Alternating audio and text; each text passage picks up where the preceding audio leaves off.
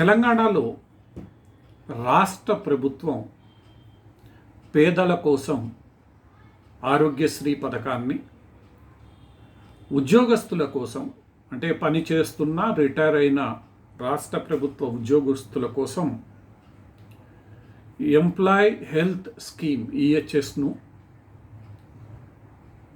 ఇక జర్నలిస్టుల కోసం జర్నలిస్ట్ హెల్త్ స్కీమ్ను ఇతరత్ర పలు కార్పొరేషన్లకు సంబంధించి ఆయా ఉద్యోగస్తులు దానికి సంబంధించిన వారి కోసం ప్రత్యేకమైన ఆరోగ్య బీమా సౌకర్యాలను కల్పిస్తోంది. గతంలో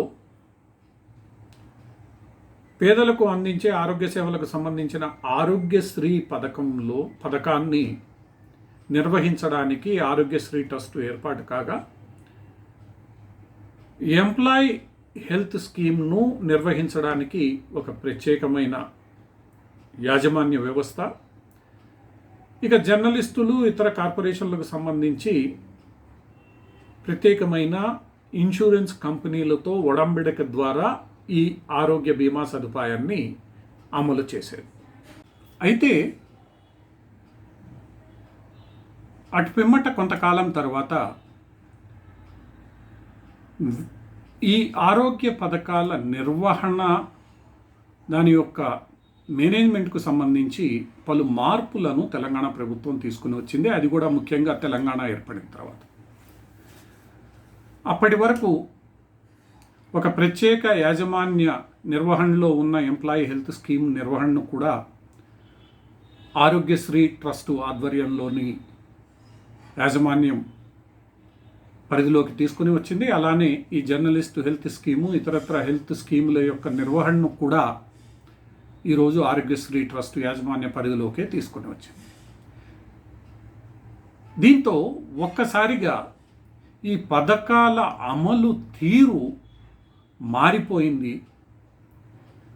ప్రత్యేక వర్గాలుగా గుర్తింపబడే ప్రభుత్వ ఉద్యోగులు, జర్నలిస్టులు, ఇతరత్ర సంబంధిత సమూహాలు కూడా ఈరోజు ఆరోగ్యశ్రీ ట్రస్ట్ పరిధిలోనే సేవలు అందుకోవాల్సిన పరిస్థితి ఏర్పడింది. ఎప్పుడైతే వీటి నిర్వహణ అంతా ఆరోగ్యశ్రీ ట్రస్ట్ పరిధిలోకి వచ్చిందో, వీటి యొక్క అమలుకు సంబంధించిన అంశాలలో కూడా ఆరోగ్యశ్రీ ట్రస్ట్ నిబంధనలు ఎక్కువగా అమలు కావడం ప్రారంభమయ్యాయి. ఎప్పుడైతే ఆరోగ్యశ్రీ ట్రస్టుకు సంబంధించిన అమలు ఈ అన్ని పథకాలకు కొంతమేర సమానంగా వర్తించడం ప్రారంభమైందో, అప్పటి నుండి ఈ సేవలను అందిస్తున్న హాస్పిటల్స్ యొక్క వైఖరిలో కూడా మార్పు ఏర్పడింది. ప్రధానంగా చికిత్స అందించే విధానంలోనూ, బిల్లులకు సంబంధించిన అంశాలలోనూ, ప్రత్యేక సదుపాయాలు, పరీక్షలు చేయాల్సిన పరిస్థితుల్లో ఈ ప్రైవేటు హాస్పిటళ్ల యాజమాన్యాలు ఈ ప్రత్యేక గుర్తింపు కలిగిన సమూహాలను కూడా ఆరోగ్యశ్రీ రోగులతో సమానంగా చూడడం ఒక రకమైన ఇబ్బందులకు దారితీస్తోంది. ప్రభుత్వ ఉద్యోగుల్లో అంటే ప్రభుత్వ ఉద్యోగుల్లో కింద స్థాయి అటెండర్, కానిస్టేబుల్ నుండి గెస్టెడ్ ఆఫీసర్ వరకు ఉంటారు. వారి వారి హోదాను బట్టి వాళ్ళు హాస్పిటల్స్లో చేరిన సందర్భంలో వారికి అందే ఇన్సూరెన్స్ మొత్తము మారుతూ ఉంటుంది. వారికి లభించే గదులు కానీ ఇతరత్ర సేవలు యొక్క స్థాయి మారుతూ ఉంటుంది. వారు అది ఆశిస్తారు కూడా, ఎందుకంటే వారి యొక్క ఉద్యోగ స్థాయిని బట్టి దాన్ని ఆశిస్తారు. అలానే జర్నలిస్టులు లాంటి ఇతరత్ర సమూహాలకు సంబంధించిన వారు కూడా వారి వారి స్థాయిల్ని బట్టి సేవలను ఆయా హాస్పిటల్స్ నుంచి ఆశిస్తూ ఉంటారు, డిమాండ్ కూడా చేస్తూ ఉంటారు. అటువంటి పరిస్థితుల్లో ఈ విభిన్న సమూహాల యొక్క అవసరాలను, ఆకాంక్షలను గుర్తించకుండా వారినందరినీ ఆరోగ్యశ్రీ ట్రస్ట్ పరిధిలోకి చేర్చడం, సమానంగా చూసే ప్రయత్నం చేయడం, వారు అందుకునే సేవల్లో ఉన్న తేడాలను గుర్తించకుండా ఆరోగ్యశ్రీ ట్రస్ట్ వారు చాలా వరకు ఒకటే రకమైన చికిత్స ధరలను నిర్ధారించడం, చికిత్స ఇవ్వాల్సిన పద్ధతులను కూడా ఒకటే రకంగా చూసే ప్రయత్నం చేయడం, ప్రశ్నలను లేవనెత్తడంతో ఈరోజు చాలా హాస్పిటల్స్ ఇబ్బందులను ఎదుర్కొంటూ ఉన్నాయి. హాస్పిటల్సే కాదు, హాస్పిటల్లో ఈ కేటగిరీల కింద చికిత్స పొందే రోగులు కూడా ఇబ్బందులు ఎదుర్కొంటూ ఉన్నారు. వారి స్థాయికి తగినట్లుగా ప్రత్యేక సేవలు అందించడంలో కూడా చాలా హాస్పిటల్స్ ఇబ్బంది పడుతూ ఉన్నాయి.